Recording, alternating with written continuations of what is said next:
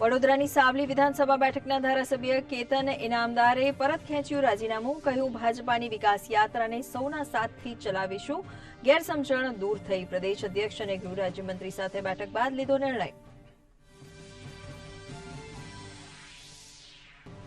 લોકસભા ચૂંટણી પહેલા પક્ષપલટો યથાવત. ધાનેરાના પૂર્વ ધારાસભ્ય જે.કે. પટેલ સહિત છોટાઉદેપુરના 100 કોંગ્રેસ કાર્યકરો જોડાયા ભાજપમાં, તો વ્યારાના ભાજપના ઉમેદવાર અરવિંદ ચૌધરી સહિત 3ની કોંગ્રેસમાં ઘર વાપસી.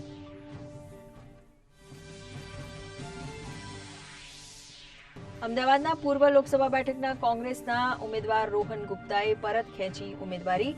પિતાની નાદુરસ્ત તબિયતનું આપ્યું કારણ. કહ્યું, મારે કોઈને વફાદારીનું સર્ટિફિકેટ આપવાની જરૂર નથી. તો અનેક કોંગ્રેસના નામ બેઠક માટે ચર્ચામાં.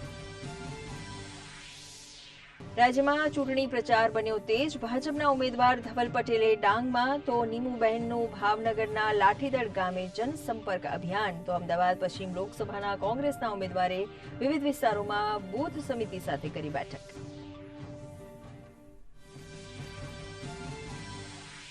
લોકસભાની ચૂંટણીમાં યુવાનો વધુને વધુ મતદાન કરે તેવા આશયથી યોજાયા મતદાન જાગૃતિ કાર્યક્રમ. ગુજરાત યુનિવર્સિટી ખાતે પ્રથમ વખત મતદાન કરતા યુવાઓ માટે યોજાઈ મતદાન જાગૃતિ રેલી. તો અમદાવાદ જિલ્લા ચૂંટણી તંત્ર અને doctor Babasaheb Ambedkar open university વચ્ચે થયા એમઓયુ.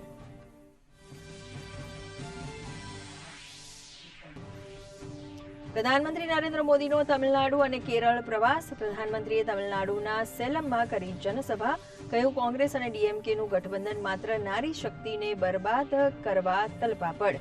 તો કેરળના પલક્કડમાં રોડ શોમાં મોટી સંખ્યામાં ઉમટી જનમેદની.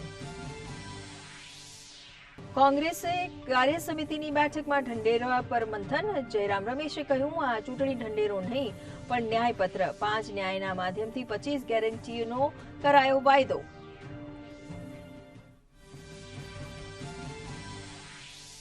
લોકસભા ચૂંટણી પહેલા ગઠબંધન માટે કેન્દ્રીય ગૃહમંત્રી અમિત શાહને મળ્યા એમએનએસ નેતા રાજ ઠાકરે. શિબુ સોરેનની મોટી વહુ સીતા સોરેન અને પૂર્વ રાજદૂત તરણજીતસિંહ સંધુ ભાજપમાં જોડાયા. બિહારમાં સીટ વહેંચણી મામલે નારાજ પશુપતિ પારસે કેન્દ્રીય મંત્રીમંડળમાંથી આપ્યું રાજીનામું. રાજ્યમાં હીટ વેવની આગાહી વ્યક્ત કરતું હવામાન વિભાગ. કંડલા અને પોરબંદરના તાપમાનમાં 3 થી 4 ડિગ્રીનો વધારો થવાની શક્યતા.